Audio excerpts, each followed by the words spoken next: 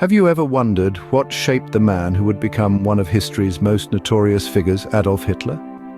Born on the 20th of April, 1889, in the small Austrian town of Braunau am Inn, Hitler was the fourth child of six, born to Alois Hitler and Clara Polzel. Sadly, only Adolf and his sister Paula would survive past childhood.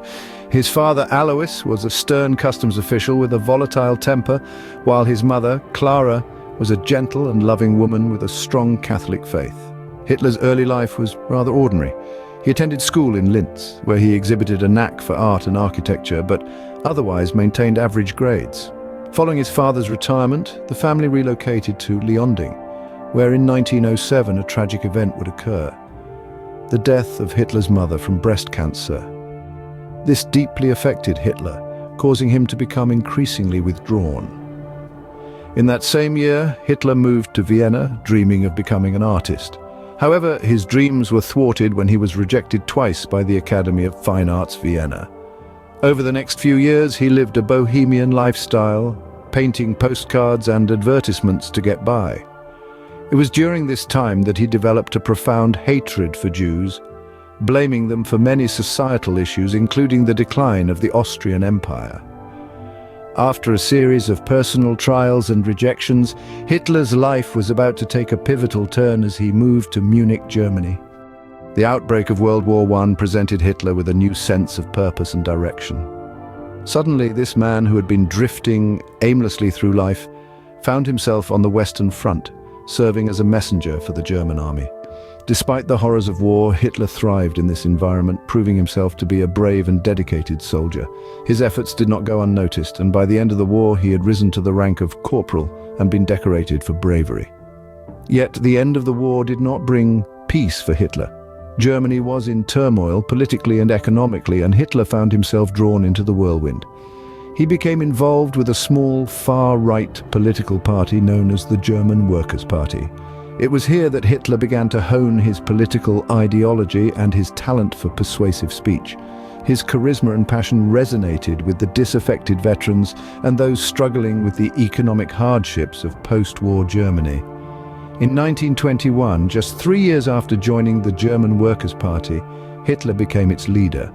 With his ascension to the helm, the organization underwent a transformation, becoming the National Socialist German Workers' Party, or as we know it today, the Nazi Party. Hitler's vision for the party was clear. He advocated for a strong, centralized state that would restore Germany's power and prestige on the world stage. His speeches were filled with racist ideologies, blaming Jews and other minorities for Germany's problems. This message, however controversial, resonated with many Germans. They were looking for someone to blame, someone to shoulder the responsibility for their struggles, and Hitler provided them with that scapegoat.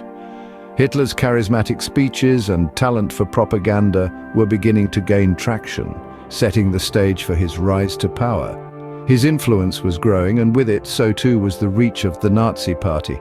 It was this period of Hitler's life that laid the groundwork for the events that were to follow, events that would forever change the course of history.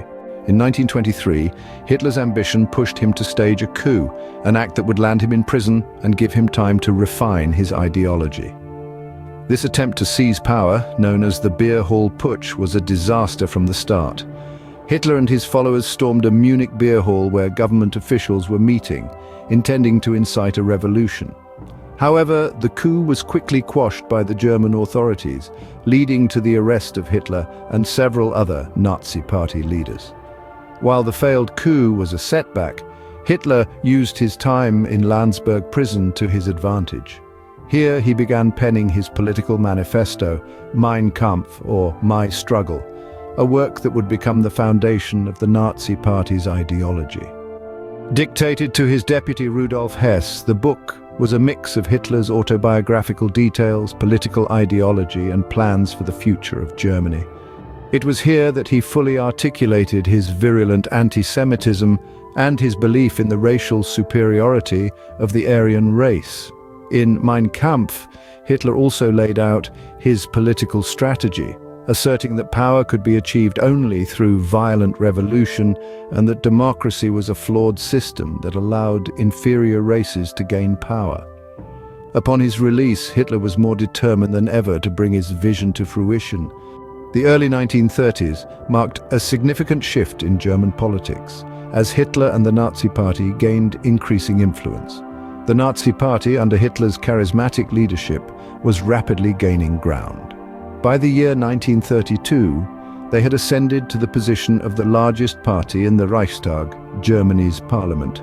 This was a turning point, setting the stage for Hitler's appointment as Chancellor in January 1933, a move that would forever alter the trajectory of Germany, and indeed, the world.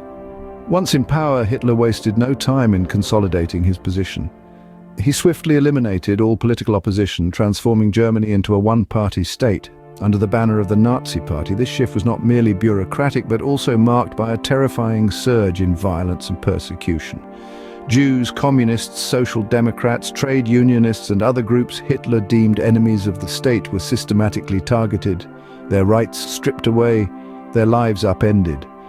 This was a period of intense fear and uncertainty as Hitler's regime tightened its grip on every aspect of German society.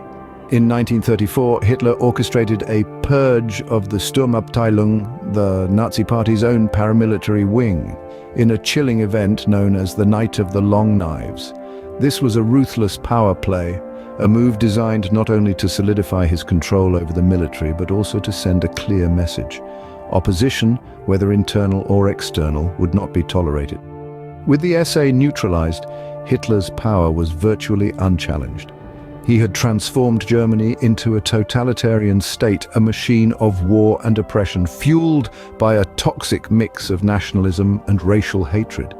He had risen from an obscure political agitator to the absolute ruler of one of Europe's most powerful nations. With absolute control over Germany, Hitler set his sights on the rest of the world, igniting a conflict that would change the course of history forever.